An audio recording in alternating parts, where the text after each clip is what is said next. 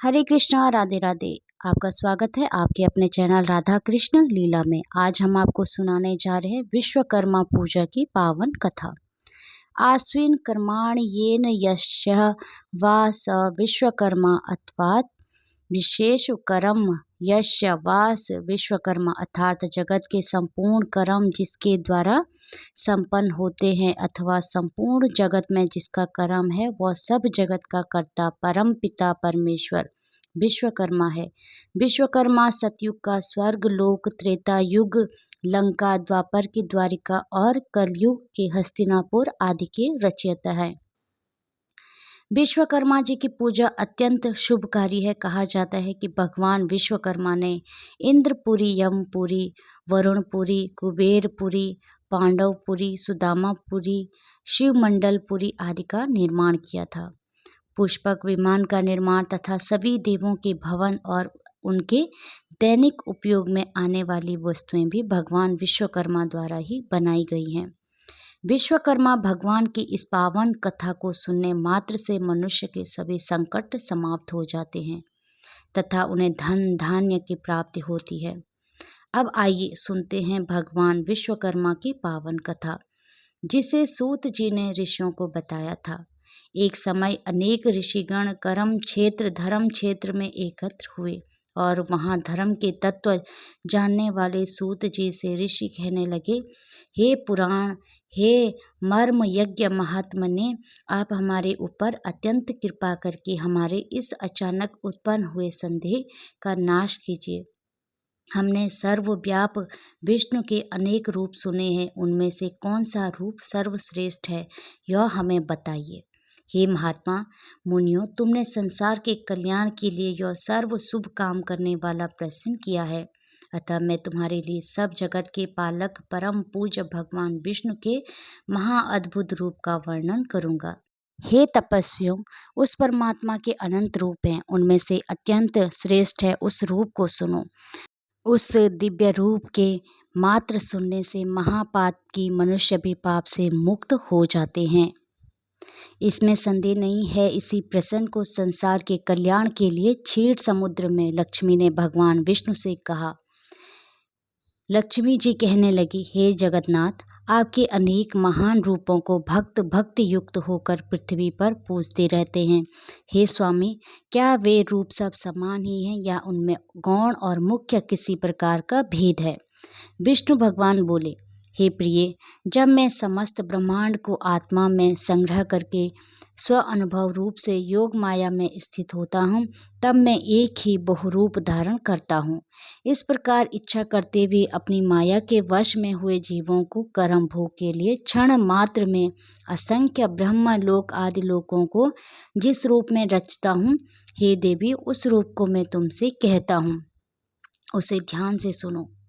हे देवी, मैं यहाँ अद्भुत सब और तेज से व्याप्त अनेक सूर्यों की चमक से अधिक चमकने वाले विश्वकर्मा रूप को धारण करता हूँ और अनेक अनंतर मनुष्य सृष्टि करने की कामना करता हूँ। सर्वप्रथम पुण्य आत्मा तपस्वी ब्रह्मा को रचता हूँ। उस ब्रह्मा की स्तुति यज्ञ और गान के प्रतिपादन करने वाले ऋग, यजु और साम अच्छी प्रकार उपदेश देता है। उसी प्रकार शिल्पी विद्या प्रतिपादक अर्थ वेद भी ब्रह्मा को प्रदान करता हूँ।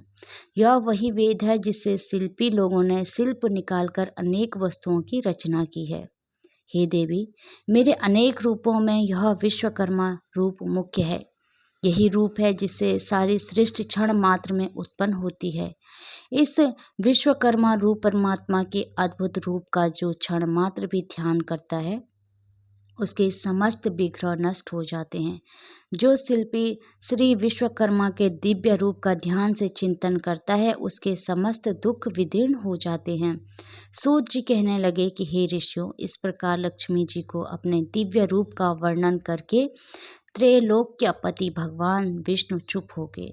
ऋषिगण बोले, सर्वधर्म को जानने वाले महाराज सूत जी, अपने यह दिव्य लक्ष्मी और भगवान विष्णु का दिव्य संवाद कैसे जाना? भगवान विष्णु को दिव्य विश्वकर्मा रूप किस प्रकार प्राप्त हुआ और कैसे संसार ने इस रूप को जाना?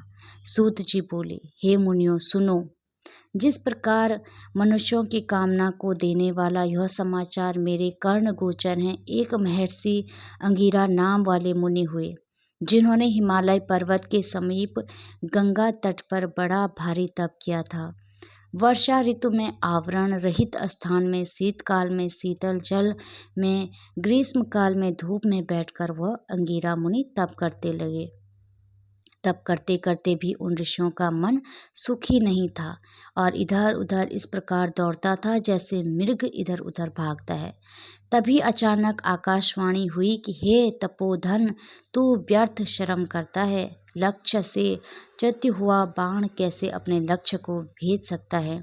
वहीं तेरी गति हो गई है और तू लोक में उपवास को प्राप्त हो रहा है। उत्पत्ति स्थिति संहार का करने वाला, सबको अभीष्ट का सिद्ध करता महातेजस्वी विश्वकर्मा संसार में प्रसिद्ध है। उनका पद्म मुख और 10 बाहु वाला महादिव्य रूप सरस्वती और लक्ष्मी से पूजित है। उनका तू दिन रात ध्यान कर। इस रूप का स्वयं श्री हरि ने क्षीर समुद्र में उपदेश दिया है। अमावस के दिन सब कामों को छोड़कर व्रत का आचरण कर और उसी दिन विधि पूर्वक विश्वकर्मा जी की पूजा कर। इस प्रकार आकाश को गूंजा देने वाली वाणी को सुनकर अंगिरा मुनि बड़े विस्मय में पड़ गए और भगवान का ध्यान करने लगे। श्री विश्वकर्मा जी का ध्यान करते समय उनके चित्त में शिल्प ज्ञान का धारक अर्थ सहित अर्थ वेद प्रविष्ट हुआ और उन तत्व अंगिरा मुनि ने विमान रचता आदि को अनेक शिल्प विद्याओं का रस अर्थ वेद के ज्ञान से अभावित किया। यह संसार श्री विश्वकर्मा भगवान की कृपा से ही सुखी है, क्योंकि उनके बताए ज्ञान से ही आवश्यक अनादि जगत बनता है। तभी से श्री विश्वकर्मा जी का महारूप संसार में प्रसिद्ध हुआ है। परंपरा से आए हुए इस कथा नक ने मेरे कानों को भी पवित्र किया है। हे ऋषियों, इस परम रहस्य को जो मनुष्य श्रवण करेंगे उनके लिए श्रवण मात्र से ही ज्ञान की प्राप्ति हो जाएगी। यह महाज्योति रूप है जो संसार का उपकारक है। वह मनुष्य कृत्य और पापी है जो इस रूप का ध्यान नहीं करता है। हे महाराज, आपसे कहे हुए श्री विश्वकर्मा के चरित्र को श्रवण करते हुए हमारे चित्त की तृप्ति नहीं होती है। जैसे अमृत के पान करने से देवताओं की तृप्ति नहीं होती, अब भी श्री विश्वकर्मा जी के सचित्र के श्रवण की इच्छा इस प्रकार बढ़ती जा रही है जैसे हवा से बार बार अग्नि बढ़ती है। सूत जी कहने लगे, हे मुनियों, एकाग्र मन से तुम जगत पूज्य सच्चिदानंद स्वरूप श्री विश्वकर्मा जी का दिव्य आख्यान सुनो। प्राचीन काल में एक प्रमंगद नाम का राजा हुआ था जो अपनी प्रजा को संतान के समान पालता था और सब धर्म के कर्मों में बिल्कुल प्रमाद नहीं करता था। वह अपनी प्रजा का स्नेह से शासन करता था और कभी भी दंड से प्रजा का दमन नहीं करता था। दरिद्रता से आकृत हुए मनुष्य मेरा शासन मानेंगे, यह उसकी नीति नहीं थी। अतः वह राजा सदा प्रजा की वृद्धि के लिए यत्न करता था। उसका राज्य कृत्य और दुष्टों के अभाव के कारण सुखी था। उस राजा की कमल के समान नेत्र वाली, साक्षात सती के समान विदुषी, धर्म कर्म व्रत प्रायण कमला नाम की भार्या थी। कभी देव योग से उस राजा के शरीर में दारुण कुष्ठ रोग उत्पन्न हो गया। बार बार चिकित्सा करने पर भी वह रोग समाप्त नहीं हुआ। उस रोग की पीड़ा से पीड़ित राजा बड़ा व्याकुल होने लगा। ऋषि कहने लगे, हे सुदर्शन सूत जी, यह पाप रोग धर्म में पृथ्वी पालन करने वाले महात्मा को कैसे हुआ? यदि इस प्रकार धर्मात्माओं को भी रोग उत्पन्न हो जाता है तो फिर धर्म कर्म में कौन विश्वास करेगा?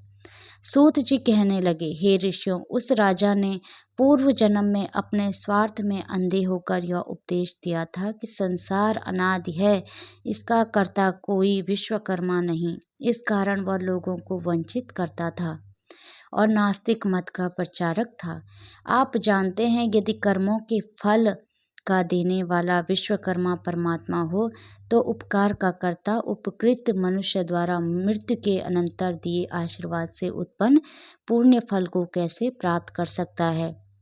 जब परोपकारी को अपने पुण्य का फल मिल ही नहीं सकेगा तो कोई किसी का उपकार करेगा? और जब कोई किसी का उपकार ही नहीं करेगा तो संसार का अच्छेद उच्छेद अर्थात नाश हो जाएगा।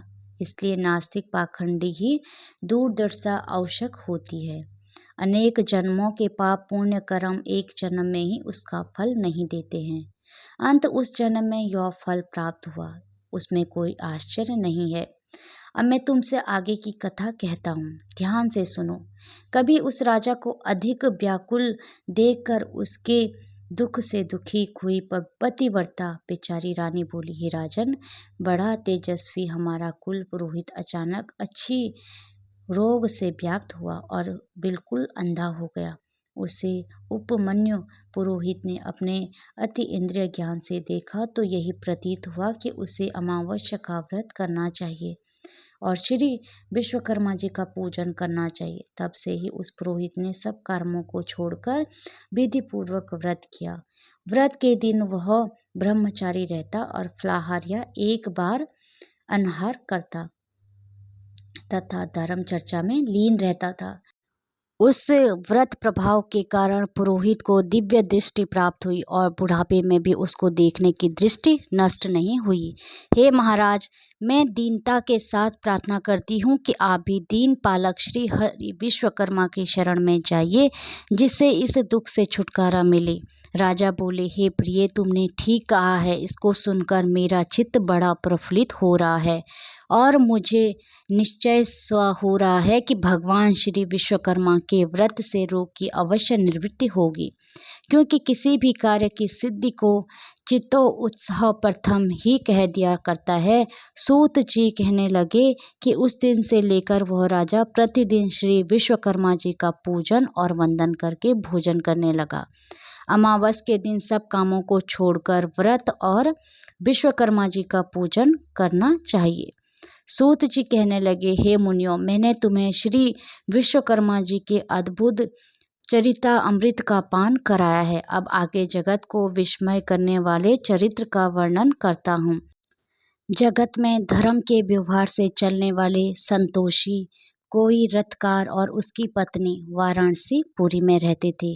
अपने कर्म में कुशल बुद्धिमान व रथकार बड़ा व्याकुल हुआ अपने पर्याप्त निर्वाह के योग्य वृत्ति की खोज में दिन रात लगा रहता था। इस प्रकार लालच में पड़ा और सतत प्रयत्न करने के बाद भी कठिनाई से भोजन और आच्छादन की प्राप्त कर सकता था। उस रथकार की स्त्री पुत्र न होने के कारण नित्य सोच करती रहती थी कि मालूम नहीं बुढ़ापे में कैसे निर्वाह होगा। इस प्रकार चिंता आतुर वह स्त्री मंदिरों में महंतों के पास व्याकुल होकर मंत्र तंत्र आदि से पुत्र की इच्छा से घूमने लगी। दाढ़ी मूछ जिनके मुख पर बढ़ रही है, ऐसे आडंबरियों के मलछेदों के निकट भी वह दिन रात दौड़ती, परंतु उसकी कामना कहीं भी सिद्ध नहीं होती थी। काश कुश यमुना की बालू में जल के भ्रम से दौड़ती मृग की तरह उसकी दशा हो रही थी। कोई ठग म्यूर पिच्छियों की बनी हुई मोर छल के झाड़ू से उसको बहकाता था और कोई भोजपत्र पर जन्मतर लिखकर उसे भुलावा देता था। कोई धूर्त उसे कहता था कि मेरी देह में अमोक देवता आता है, वह प्रसन्न होकर तेरे लिए वर प्रदान करेगा। वो यह कहकर श्वेत भस्म देकर घर भेज देता था। इस प्रकार शौच दशा को प्राप्त हुए दोनों स्त्री पुरुष बड़े दुखी थे। उन्हें दुखी देखकर एक पड़ोसी ब्राह्मण बोला, हे रथकार, तू क्यों इधर उधर भटकता फिरता है? मेरी बुद्धि में तू सब तरह से मूर्ख प्रतीत होता है। तू व्यर्थ की शिक्षा और यज्ञोपवीत को धारण करता है और तेरी भार्या भी बिल्कुल मूर्ख है। इसमें कोई संदेह नहीं है, इन मिथ्या उपायों से संतान उत्पन्न नहीं होती है और ना धन मिलता है और ना ही कुछ भी सुख प्राप्त होता है। यह तो व्यर्थ की भागदौड़ है। वे मनुष्य अज्ञानी हैं जो इस प्रकार के व्यर्थ उद्योगों से अपने मनोरथ सिद्ध करता है। वही व्यर्थ उद्योग करने पर भी मनोरथ सिद्ध हुए हैं। इन मनुष्यों से अधिक वे मूर्ख हैं जो मलछेदों की फूंक की अग्नि ज्वाला से अपनी संतान का जीवन होना समझते हैं। मलेच्छों की फूंक से दग्ध हुए कुमाता के पुत्रों की धर्म शास्त्र के अनुकूल उत्तम बुद्धि उत्पन्न नहीं हो सकती है। इसलिए तू सब वृद्धा के उपायों को छोड़ दे और केवल दयालु श्री विश्वकर्मा की शरण को प्राप्त हो जाओ। हे श्रेष्ठ पुरुष, विश्वकर्मा की कृपा से तेरी अवश्य सिद्धि होगी। समस्त दुखों के नाश करने में श्री विश्वकर्मा के अतिरिक्त कोई भी समर्थ नहीं है। कर्मों के फल देने में वह विश्वकर्मा परमेश्वर स्वतंत्र है और आगे पीछे करके कर्मों के फल देते रहते हैं। यदि तेरी यह दुर्दशा अपने बुरे कर्मों के फल से हो रही है तो वह विश्वकर्मा रूप ईश्वर अन्य योगियों में भी फल दे सकता है, क्योंकि वह सर्वशक्तिमान है। ईश्वर कर्मों के फल स्वरूप सुख दुख देता है और इस सुख और दुख के साधन उसके पास बहुत हैं। उसके पाप केवल दुख देने के लिए निर्धन या निसंतान बना देते हैं। इसलिए तू सब कर्मों को छोड़कर अमावस को व्रत कर और जितेंद्रिय रहकर भक्ति से विश्वकर्मा भगवान का श्रवण किया कर। जितना हो सके उतना दान, अध्ययन, परोपकार के कार्य आदि करता रहा। इस प्रकार ब्राह्मण के वचनों को सुनकर उस रथकार के लोचन खुल गए। उस परोपकारी ब्राह्मण के चरणों को देर तक स्पर्श करके वह रथकार श्री विश्वकर्मा जी का ध्यान करता हुआ अपने घर को चल गया। उस दिन से लेकर वह धर्मात्मा रथकार श्री विश्वकर्मा जी के चरण कमलों की शक्ति में लीन रहने लगा। उस रथकार की उत्तम स्त्री भी सब मिथ्या उपायों को छोड़कर श्री विश्वकर्मा के उत्तम गुणों में भक्ति करने लगी। अमावस के दिन इस दिव्य व्रत के प्रमाण से वह दंपति धन और पुत्र से युक्त हुए। उस रथकार का एक दिन भी बिना वृत्ति के नहीं जाता था। उसका पुत्र बड़ा सुशील, गुणवान, विद्वान और अपने माता पिता की सेवा करने वाला हुआ। इस प्रकार सभी देवों से अधिशायी श्री विश्वकर्मा के प्रभाव से यह गृहस्थ सुख भोगने लगा। इसी प्रकार जो मनुष्य भक्त युक्त चित्त से श्री विश्वकर्मा का ध्यान करते हैं वे इस लोक में पुत्र पौत्रादि से युक्त होकर सुखी होते हैं। हरे कृष्णा, राधे राधे। भगवान श्री कृष्ण और राधा रानी की कृपा आप सभी भक्तों पर हमेशा बनी रहे। जय श्री राधे।